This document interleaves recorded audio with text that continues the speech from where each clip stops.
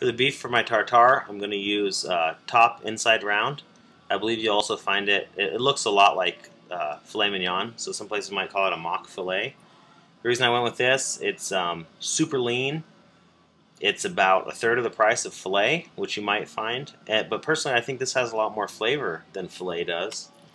I'm only going to use about half of this because I don't think my 3-year-old will eat tartare. And furthermore, I'm not certain that it would be okay for him to eat. I'll see if he'll try it, but I don't want him to eat a bunch of it.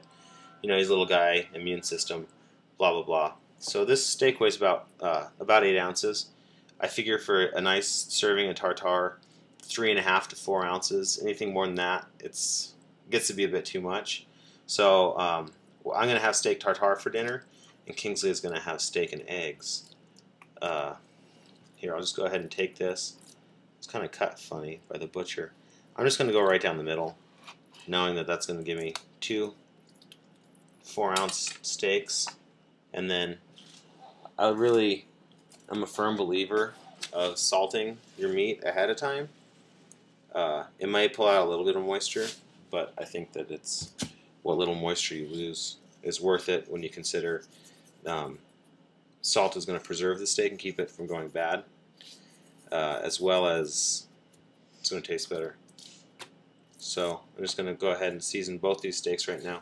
I especially like to do it with the tartare, mostly because of, as I said, it's going to prevent bacterial growth. So it's nice and salted. Also, you always want to use whole pieces of meat. Never buy ground meat for steak tartare. And I think you should cut it by hand because it seems silly to grind through the grinder that little amount of meat. It's worth the elbow grease. Alright, we'll get back to the rest of it when I'm hungry.